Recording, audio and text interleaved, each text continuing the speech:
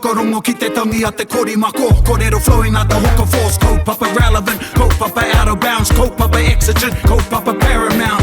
Nā kona whakapiri mai ki te kaupapa tino whakahira hira whakarongo pi kari mai. Areare mai, o Taringa hare mai. We gotta gather up close everybody. Gather up close everybody. Kani move that body.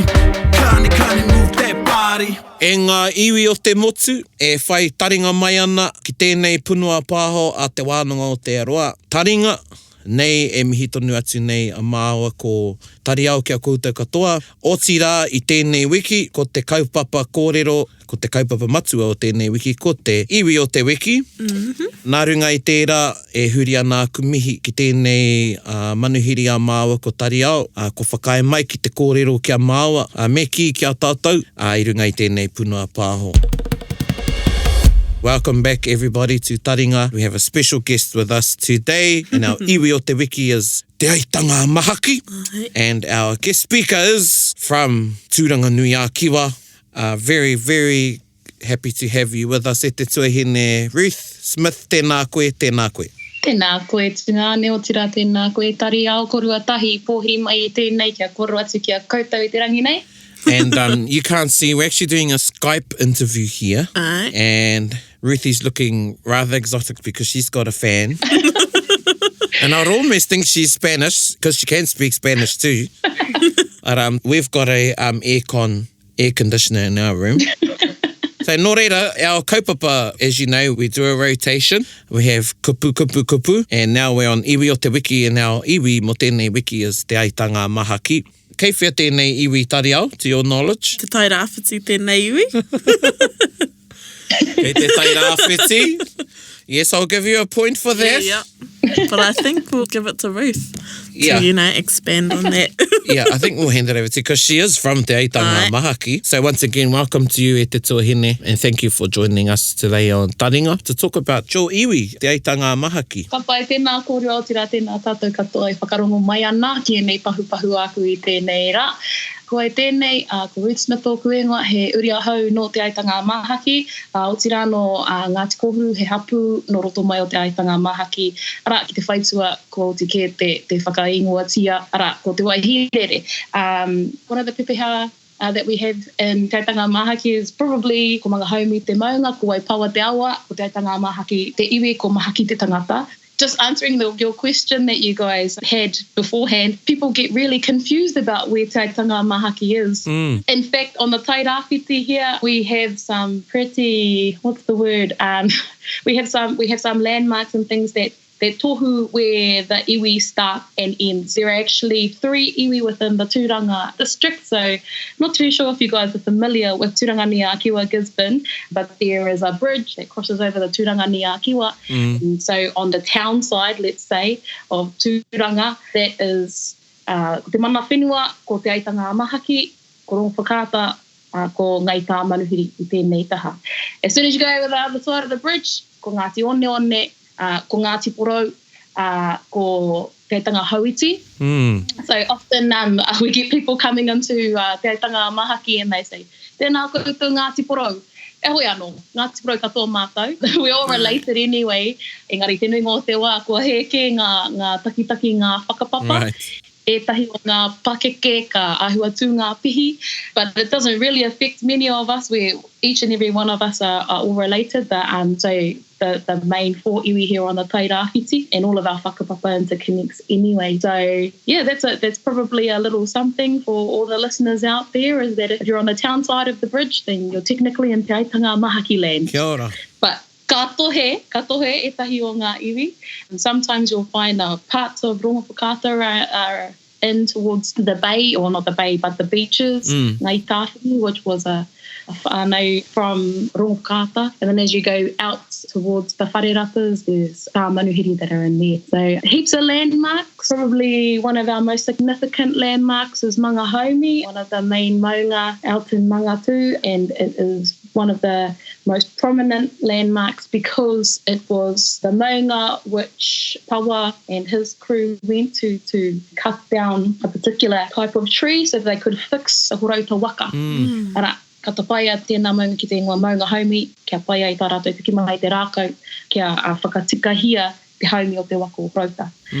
That's one very, very prominent landmark. Another very prominent landmark for Te Aitanga Mahaki is toka, ko toka huruhuru, or toka pūhuruhuru, or toka āhuru, depending on which whānau you come from. This toka is very important to us because way back in our creation stories of Te Aitanga Mahaki, there is a story that involves a man called Tauranga, who we attribute to being the person that brought the kumara from Hawaii from the back of the birds of Ruakapanga ara ko Tūngarangi me Harongarangi aua manura.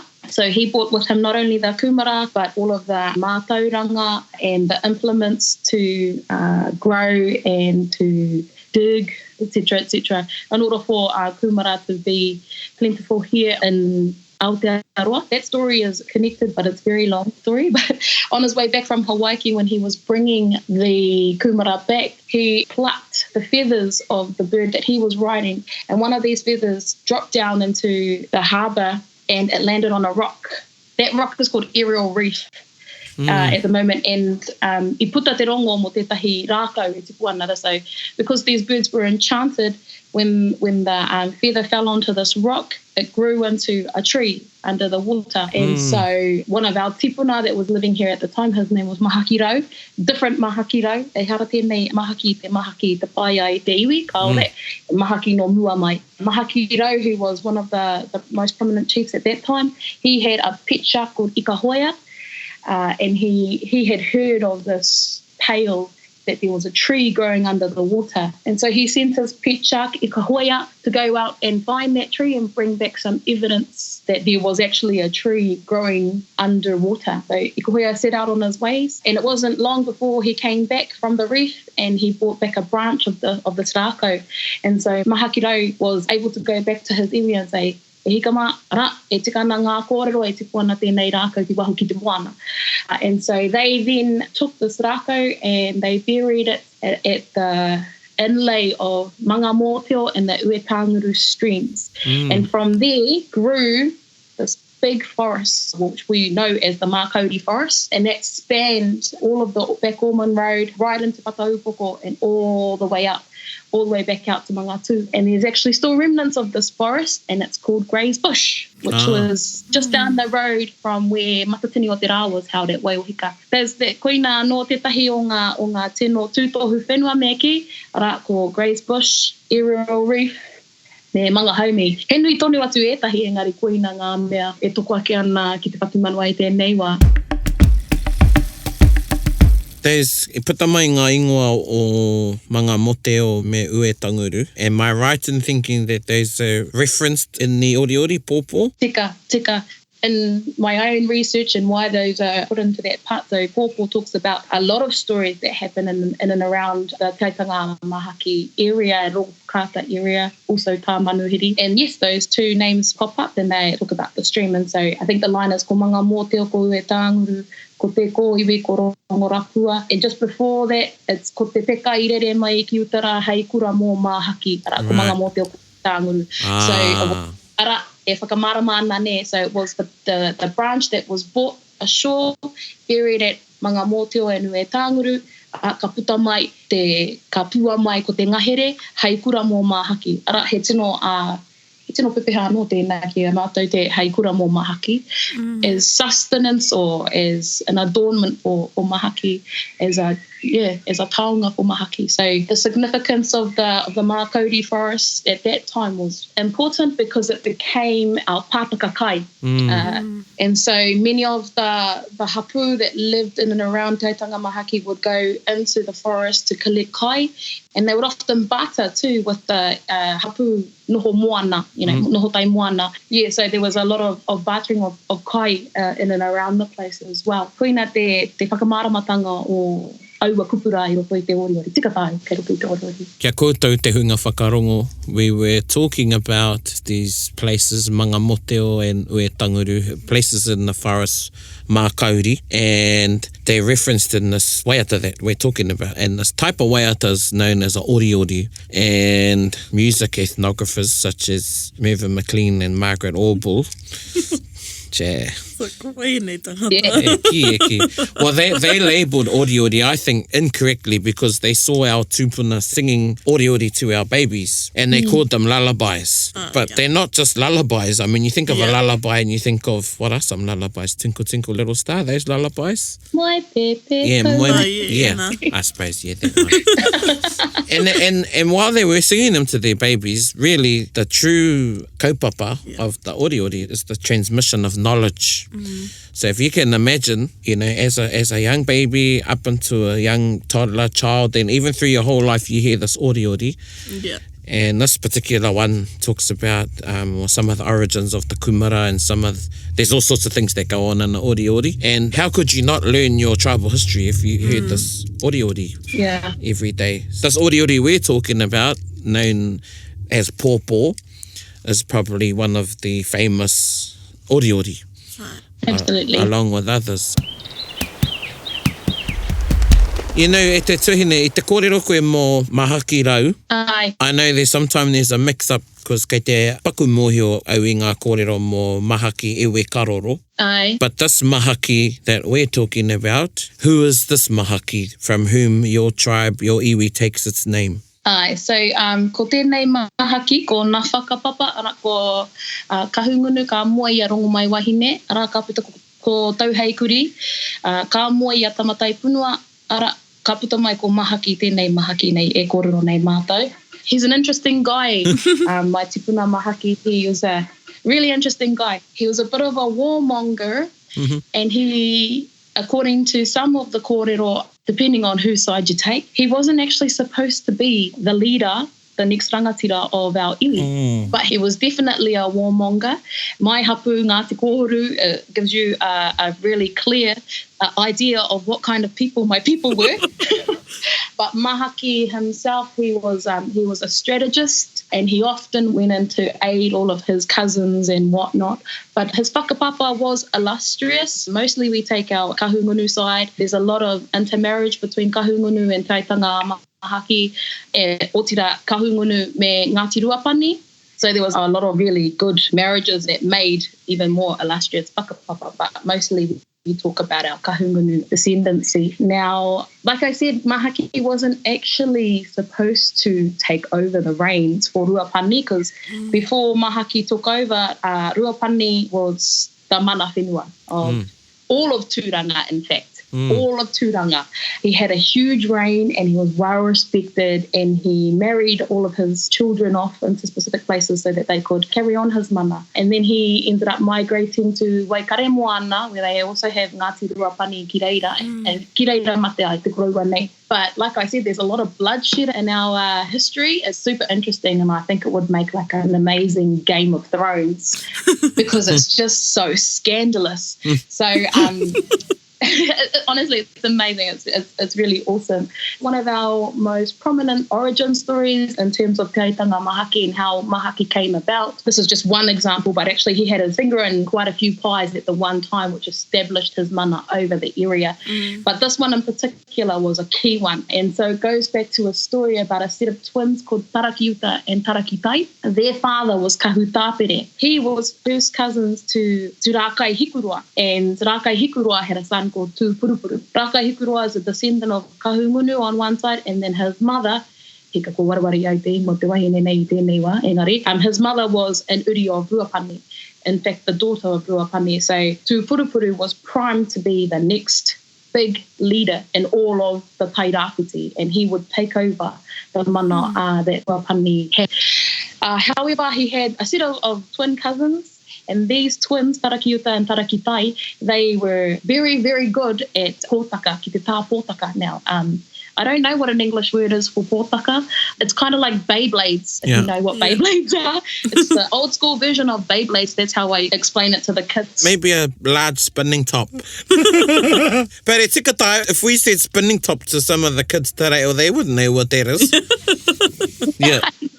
Well, whenever I go out to Pūrākau ki ngā tamariki, I have to find ways for them to understand what's going on, and they understand Beyblades. So these two, they were really, really good at spinning tops, and they would often win all of the competitions and all that kind of stuff that went about at the time. And Rakai Hikurua was very worried that the rising popularity of this set of twins would hurt the chances of Tūpurupuru being the next leader of Tūranga Nui a Kiwa. And in fact, he then said a whakatauki, which was quite well known, and he says to his cousin Kahu Tāpere that he kind of feels a little bit threatened.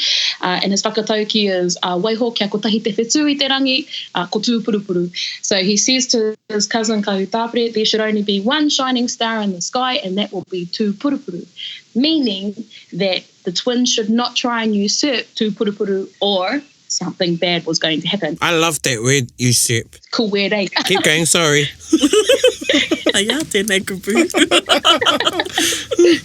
Koina te kōrero Rākai Hikurua, so that was his saying that he's really well known for. And anyway, so ka tipu te tarahai, whether it's Rākai Hikurua or Tūpurupuru, they get jealous anyway. And so what happens is there is a competition organised by Rākai Hikurua and Tūpurupuru, a spinning top competition. He challenges his cousins to a spinning top competition. And before the competition starts, the twins go out to practice. And there's different versions of every whānau has a slightly different version. Some whānau say that there was a hole dug and that the twins fell into this hole and then they were murdered and buried in that hole. Others just say that they were murdered and thrown away and all of this kind of stuff. But what everyone agrees on is the fact that the twins, Tarakiyuta and Tarakitai, were murdered by Rākai Hikurua and Tūpurupuru. So the next day when the competition happened and the boys didn't show, their father got very, very worried. So they waited for a time, and when the boys didn't come out, he then employed the help of a tohunga. And so the tohunga, he used his magical skills with manu tukutuku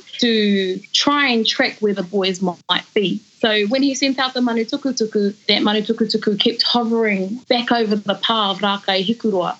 And it was at that point that they realised that it was Rākai Hikurua and Tūpurupuru who murdered the twins and that the twins would no longer come back. So then Kahu Tāpere, he asked for the help of his cousin Mahaki to come and basically avenge the deaths of these twins. And so Mahaki, who was busy in a different battle at the same time, he sent his son, actually he sent his elder son, Ranginui Aihu, but the youngest son, Whakarau, got there before Ranginui Aihu did. And it was Whakarau who ended up murdering Tūpurupuru to avenge the death of the twins. Now, there's a lot of interesting kōrero about that too, because it said that Tūpurupuru was about 7 or 8 foot tall, and he had hair as long as his body. And so often they would have to whatu, or they'd have to plait his hair up, and he'd have 8 little man buns all over his head. And that's how tall he had, and that's how long it was. New hairstyle? Yeah. And so he knew too that when Whakarau was coming, he was most likely going to be killed. And so they dressed him that day. They made sure that he looked royal, and he went to battle. And unfortunately, he lost. So I think the whakatauki that I puta ia Whakarau i te wai mate ai a Tūpurupuru, ko te ikataka wheta kai te aho o te pōtiki a hine tapu arau. Ai.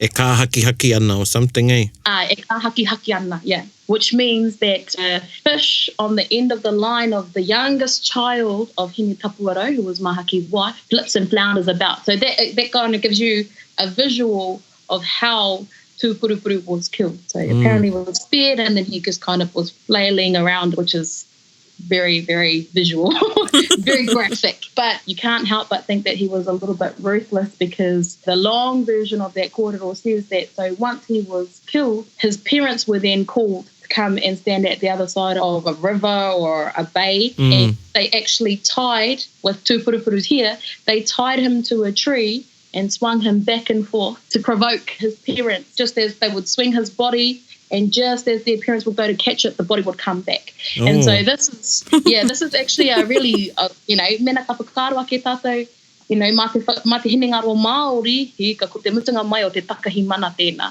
Because we've got to remember that Tūpurupuru was a prince for all intents and purposes. So to degrade his tūpapaku in such a way was highly offensive. So in the end, actually, Rākai Hikurua didn't actually end up getting the remains of Tūpurupuru back. He was so distraught and so upset with what had happened that, well, some people say that he left, other people say that he was kicked out. So again, it depends on which kokoru you come from, which little corner of Te Aitanga Mahaki you come from, and you see the different perspective. In any case, Rākai Hikurua, he migrates north if you're looking with your Pākehā eyes, and south if you're looking with your Māori eyes. And he ends up in Omahu, and that's where he stays. So at one point, he gets to Mahia mai Takuti, and the rangatira over there says, I'm going back to Tūranga, would you like to come to pick up the remains of your son?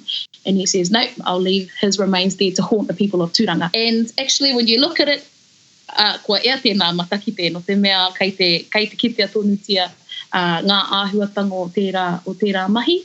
So, and kei te maharatia, his prophecy kind of came true because we still feel the effects of that fighting as an iwi, even hundreds and hundreds of years on. It's still a story that is quite provocative because of the different perspectives that you have in the different corners of Te Aitanga Mahaki. Yes. The first time I heard that story was from Korobub. Yes. That was one kōrero he used to retell quite a bit.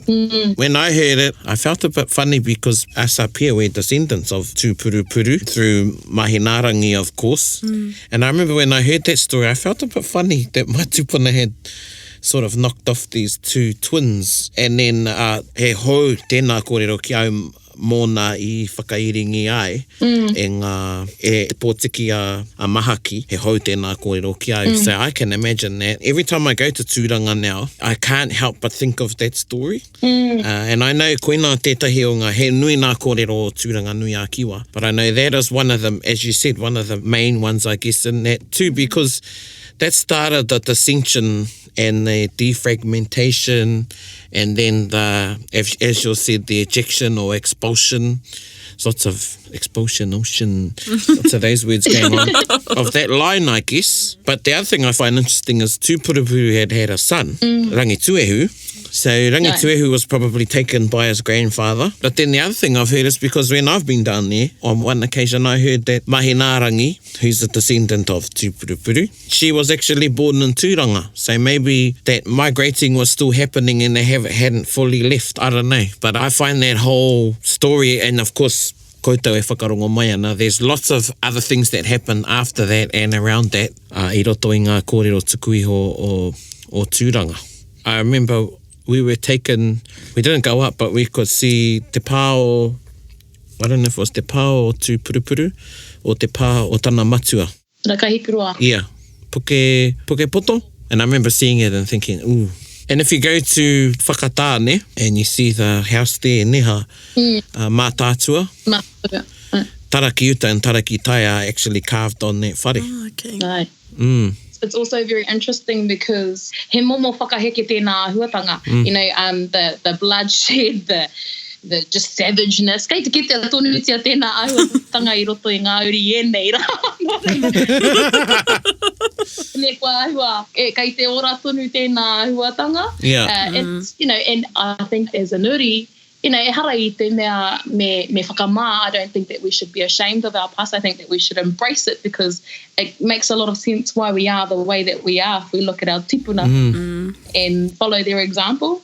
So I always say that to my whanaungas anytime we're at hui. Oh no, anei, koinei ngā mahi ā, o tātou tipuna. We're doing exactly what our tipuna did anyway. Well, even Mahaki, the eponymous ancestor, he was born of war, neha. Ai. Nā te piringa o ana mātua. Maybe you can have a little kōrero about the union of his parents. Yeah, that's also a really cool story. And actually, in fact, just while we were talking about kapahaka before, our poi at Te Matatini that's just gone was about the union between Tauheikuri and Tamatai Punua.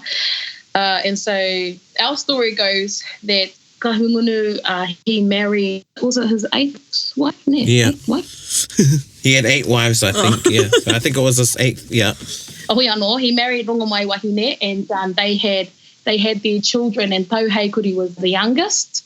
And so often the stories that we're told by our pakeke here is that she was actually quite old in terms of when she was married. She was about 17-ish, they reckon. So that's old to be married back in those days. And so a lot of the time our pakeke talk about that perhaps the reason for that was because she was probably the favourite of her father. And she stayed to look after her father and pretty much just be a princess with him.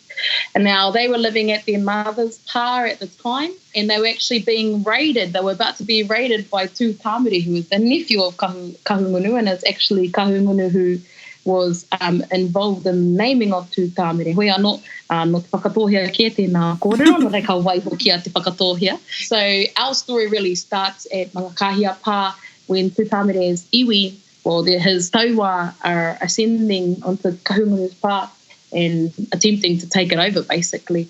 Now, Kahungunu is, at that time, he's a bit older. He's never really been a fighter anyway. He's always been a lover. So he tries to think up a way of how do I avoid this conflict with these people. And so he, according to our stories, he sends down his daughter Tauheikuri to ask who was this raiding party. So koina tana kōrero atu, ko ai te pūwhero o tēnei tauā. Who's in charge? The pūwhero. Who's in charge of this army, basically. And then the kōrero comes back from Tū Tāmure and all of its different versions, but the one that we are told is rangaranga te muri whakarua, tutu te moana ko au ko Tū Tāmure. And so they say, rangaranga te muri whakamua hātena, it's when the eastern wind blows and the waves of the sea start to rise, it's me, it's Tū Tāmure. And so she goes back and she says, oh, Dad, it's Tū Tāmure. And he goes, oh, that's your cousin. So you will go down, there's the koine te ahua, ku pakeke.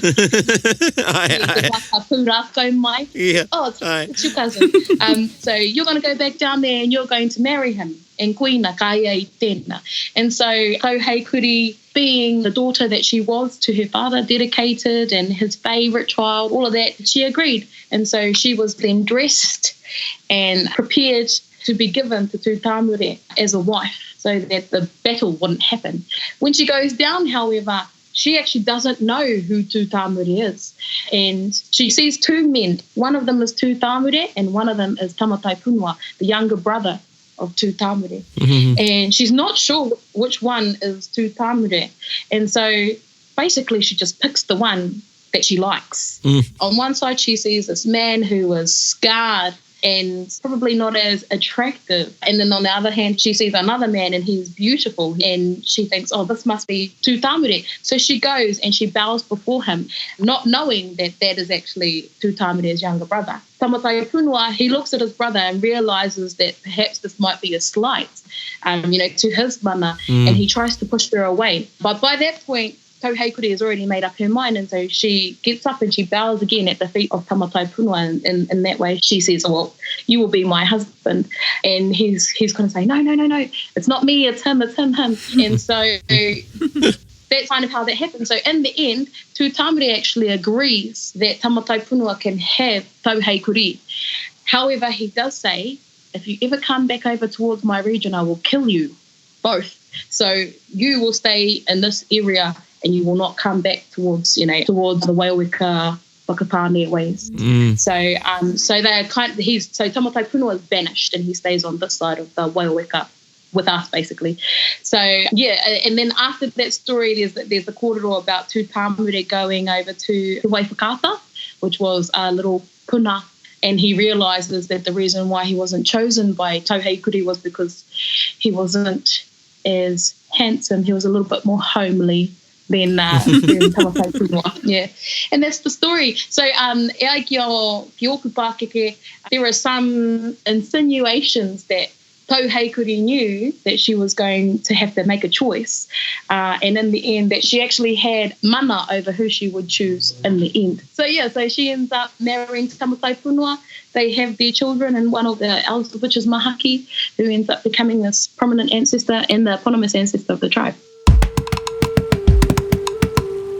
I really, really like that story. Why I do like it is because I roto i te ao Māori, he nui nā kōrero mō nā teina, mō ngā tuakana teina, me te piringa o te wahine ki te teina, kaua ki te tuakana. And usually things don't finish too nicely. And we've got a kōrero up here. same sort of a thing. Engari, the iwi to whom the woman actually ended up marrying into, instead of the iwi to whom she was betrothed, they end up having a big war and all sorts of things go on and lots of people die. So I think Tu Tāmure done the chiefly thing. And I even think that Tamatai Puno was very humble, because I tell you what, a lot of tāne Māori these days, if the girl came out for the wrong one, he'd turn to his brother and go, catch you up. He wouldn't be saying, oh, bro, I think she's got the wrong one. And that shows the respect. Yeah. That shows the respect of his younger brother for him as a rangatira. Yeah. Definitely. Ko tētahi atu āhuatanga that I think is really interesting too is the tikanga in and around Te Taupounamu, ke moi ngā pake. That's happened a couple of times in Te Aitanga Mahaki, and that's probably one of the more famous ones. But there's also, in my own pākainga, there is a story that talks about whataupoko. Whataupoko is the flash suburb here in Gisborne, where you buy $500,000 homes and, you know, all that kind of thing. Me tērā ingoa, good gad. Me tēnā ingoa. No, ko te Whataupoko. Ne, te reo Pākehā. Oh, good gad. So, yeah, that's the Ponsonby of Gisborne, Meg. The Pānel. Yeah, the Pānel there, koina. So the story about that actually started Waihirere. I don't know if you guys are familiar with Waihirere Pā, but right next to where the marae is, there is a little puke on the side, and that puke is called Te Hiwi o Tuarau. So the Te Hiwi o Tuarau, kia ora. or Tuarau, yeah. Ko te ingo Pāke nai nei, Blue Gum Hill. Oh, hell. Oh, kid. Ka tahira. So cool, such a cool name. Engari, Te Hiwi o Tuarau, ko Tuarau o Te Rangi. He was a bit of a mischievous guy, Tuarau o Te Rangi. He and his cousin Wai o Pōtango, they were actually responsible for a slew of murders in and around the Waihirere area, and basically what they were trying to do was take over in that little place there.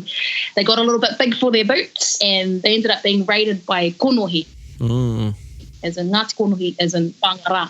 So konohi came over, he and his army, and basically they overpowered Tuarau o Te Rangi and Wai o Pōtango, and as a whakatūpatotanga to stop all of the mahi from happening, what konohi did was he tapahia ngā upoko ka whataina. So he actually chopped the heads off and put them on stakes at the place called Whataupoko, and that's how the place got its name. What konohi did was he spoke to the remnants of the army of Tuarau and Wai o Pōtango, and he said to them, from this day onward, you will all be known as Ngāti Kōhuru, the descendants of the murderers. And so, koina te huatanga mai o tōku hapu o roto mai o Waihirere. That's how my hapu got its name.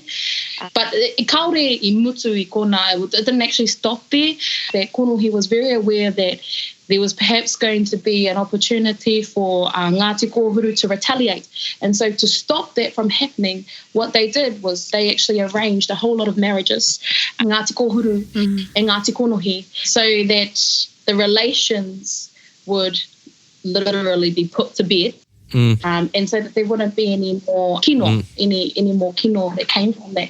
And so actually my whānau was one of those whānau that comes from the taupounamu between the hapu whānau, who are from Ngāti Konohi, and the taihuka whānau, who are from Te Aitanga Mahaki. And so half of Waihirere, taihukas and hapus, and so we're related to each other on two sides. Right. On our Ngāti side, and on our Waihirere side too, on our Ngāti Kōhuru side too. So there's a lot of intermarriage and interconnected whakapapa that happens there. Super interesting stuff. I think it's really cool the way our tipuna settled their debts through marriage to avoid further war. Head, pai e rā kōrero tuahine. Kareo e pirangi kia muti, pirangi noi te noho me te whakarongo kia koe. And when I have people ask me, how do you remember the stories and things like that? And I'm like, well, when I hear the kōrero or I've read them, that's what I see. I see it all playing out as a big drama, Yeah. You know, like the soaps and everything like that, and have got nothing on ngā kōrero o ngā mātua tūpuna. All the kōrero was there, as you said, the scandal, the intrigue, the romance. Yeah. Right. Ko ahu mei haere hoki taku te parahi ka pēhia tō maharaki nei kōrero, engari ki roto i a mātou, and no doubt this is exactly the same kai tō koutou pito everything is in mōteatea. Yes. Yeah. Absolutely everything. And even if it's just one line or, koe nei ki atu nei ki aku ake uri. Ta huri koutou ki ngā mōteatea kei reira katoa ngā kōrero. Because I don't know about you guys, but kei te ngaro haere nei momo kōrero. Ai. I wainga nui tēnei reanga, no reira au ka aroha. Right. And so that's why I say to everyone, just go learn your mōteateas and all the stories are in there. And they tell us all about what's going on or what was going on. E mihi atu ana te tuahine. And we just had a little kōrero before about composition. And yeah, I think the beauty in mōteatea is they make references to things and it's up to you to research or delve further into that kōrero. In those mōteatea, particularly the oriori, there are reference markers in there.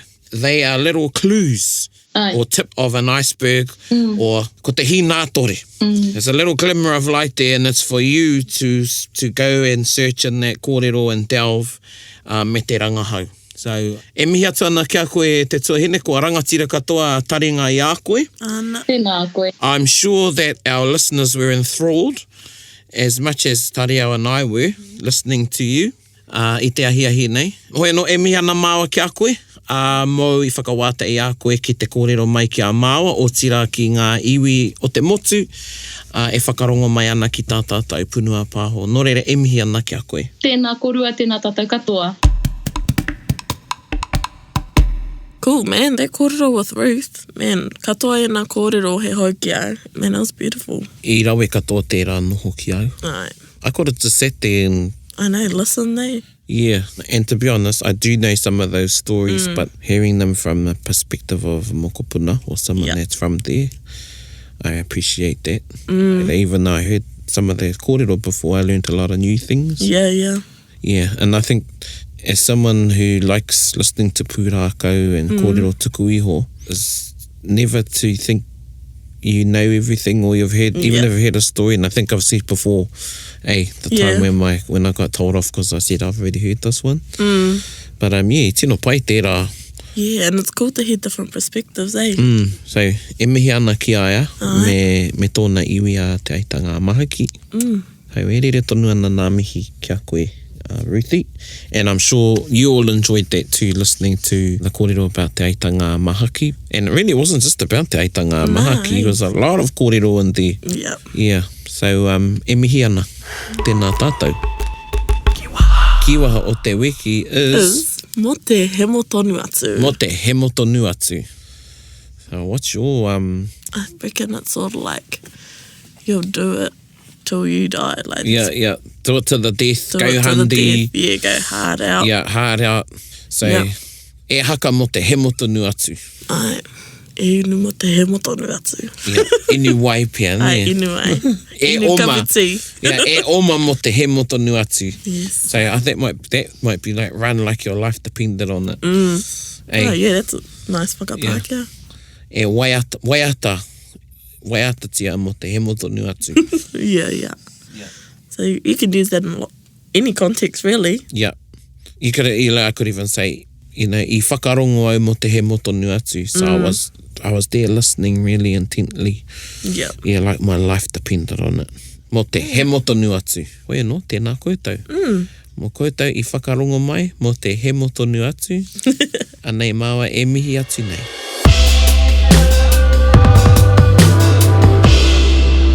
And we'll just go into our waiata, which is... Paikea. Paikea? And which version is it? Which is it? This is the Te Tairāwhiti version. Yes.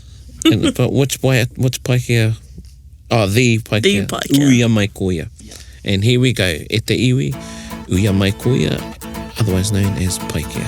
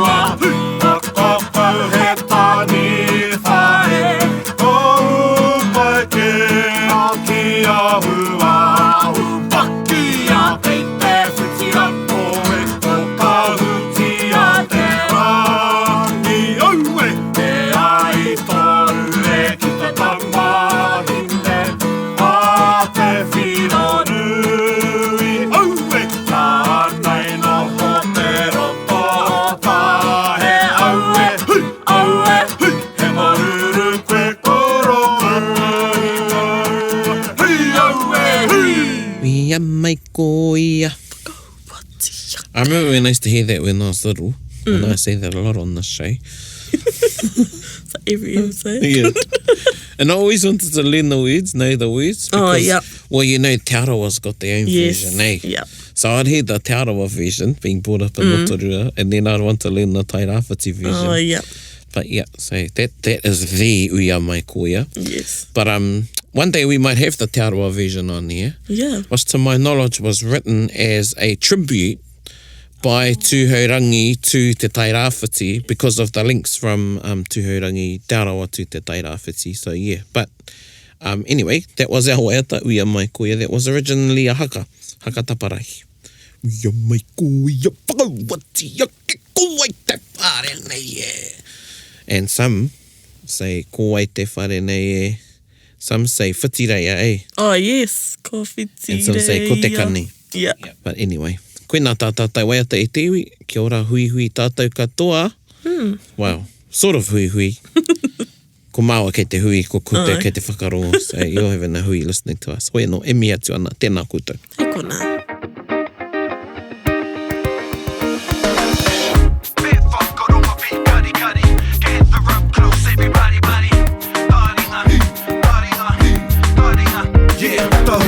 Yo, whakarongo ki te tangi a te korimako. Korero flowing out the hook of force. Kaupapa relevant, kaupapa out of bounds, kaupapa exigent, kaupapa paramount. Nā ko nā whakapiri mai ki te kaupapa tino whakahira whakarongo Piki mai, areare mai, o Taringa hare mai. We gotta gather up close everybody, gather up close everybody. Kani move that body, kani move that body. Taringa. He mea tuku nā te wānanga o Aotearoa. To listen to more episodes, search for us on your podcast app and subscribe. Taringa, whakarongo mai.